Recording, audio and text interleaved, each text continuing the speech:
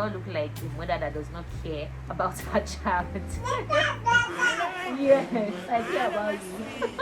You can do what your Bible do. If you can listen to messages, do while you're washing plates, while you're washing clothes, while you can change your diapers 12 times a day. Is that economical?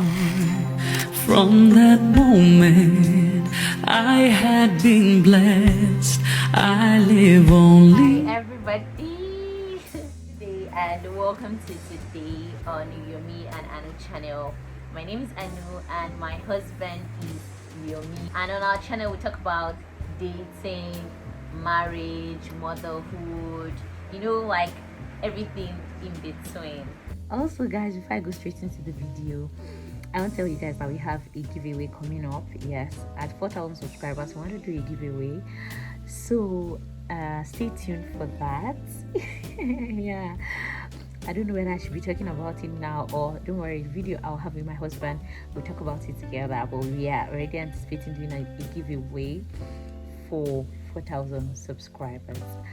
Today I'll be giving you 5 tips. Okay, we have an additional one, so like let's say 6 tips as a first time mom. These are things that personally, of course, I did not know, but as time goes on I began to understand some of these things, and I just thought about sharing my own personal experiences with you. And in case you've had similar experiences or even additional things you should know, please do well to leave them in the comment section. I will love to read them, and I am so sure that a lot of other persons will be blessed by also reading them. So some tips as a first time mom you should know, my own personal experience. One is track your baby's milestones. It might look like okay, this is so casual, why should I always, like, this is not a big deal, everybody's supposed to know this. No, I mean every small thing should be tracked. Your when your baby started smiling, like from the onset, there's some developmental stuff that's going to be happening immediately your baby is born. So you're not only tracking them for yourself, you're also tracking them for your doctor, because your doctor will ask you, okay, at what month did your baby start smiling? And you might meet not just one doctor, you might meet like 2-3 doctors during 2 months or 3 months of your visits, to the hospital. And you might say, okay, I remember telling this one so thing. You're supposed to be able to write it down, so that at any point in time you can look back somewhere and say that, okay, at so phase my baby was smiling, or at so phase my baby started sitting. Do you know, I had that experience, and I went to the clinic, and the doctor asked me, so when did she start holding her head? Like at the time when she started holding her head, and we had, because you're going to be having monthly visits, right, to the hospital, and so you will know when she'll start holding her. My baby girl, what? When is a recent milestone? You'll be able to remember because you just visited the hospital and the doctor asked you this or that. But when it's not a recent milestone, and probably it has happened before, and the doctor asks you, okay, when did she start doing this, so that we'll be able to track this, you might not be able to remember. So it's something that you should write down. That's what I had to start doing. I had to start writing it down, so that I tend to remember, okay, it's at this point she did this, at this point she started sitting, at this point she started standing, at this point she started standing without support. Like, you have to write it down for your own good, and so that when you're asked by the doctor, you will not look like a mother that does not care about her child. Yes, I care about you. So number 2, if something is not working, do not be scared to change it. And when I mean if something is not working, I'm talking about diapers, wipes, whatever. When it's not working, don't get scared to change it, because if you don't change it, it's going to lead to something else that you will not like. So from the onset, if you notice that this particular pampers is not working for you, babe, change the pampers. You notice that this wipes is not working for you, change the wipes, because you don't want to do something at the detriment of your child just because, okay, let's see how it goes, no. If it's not working, change it. It also goes down to, okay, my baby is trying to tell me she has started standing on her own without holding anything. This baby. Okay, Where did we stop? Okay, I can see she's practicing. Baba, Baba. Okay, another thing I want to add is this also goes down to even milk, formula, whatever it may be. If you try this one and you feel you have spent money on it and it's not working, try another one. You try the one, it's not working, try another one. You keep trying until you figure it out, because it seems like every child is different. It's not that it seems like, that's the truth. Every child is different and they came with their own my baby is so special, and they came with their own manual. So don't try to want to force a child to be in a particular way, because it's not gonna work. Hello sis, it's not gonna work. So just enjoy the moment, keep trying things and believing that one of them will work.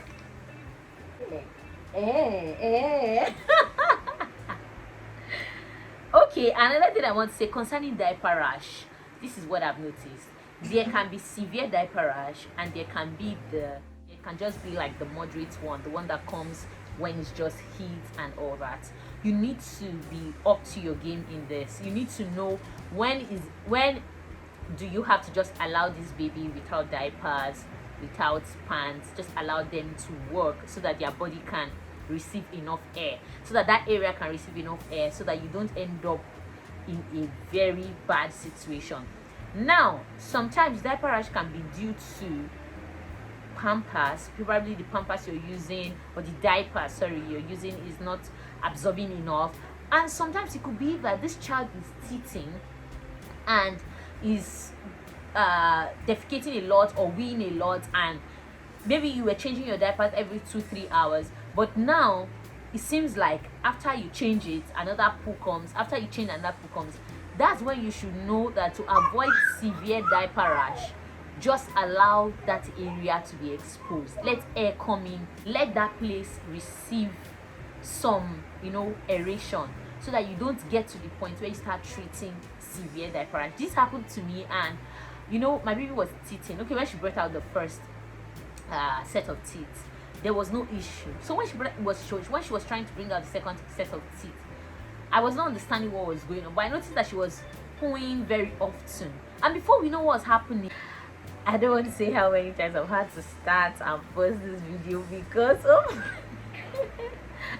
okay, let's continue from where we stopped. So as I was saying, I had to monitor the issue with her, and we got to discover that it was because of our often poo that everyone was getting red and all that, and we had to aerate the area for some time before starting diapers again.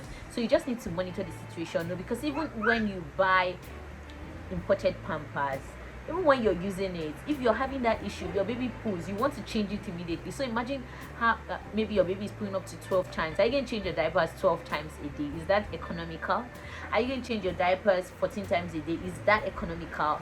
Trust me, it is not economical. So you have to watch the situation, know when is the diaper rash issue, know when is going to be like a severe one, like know what to do.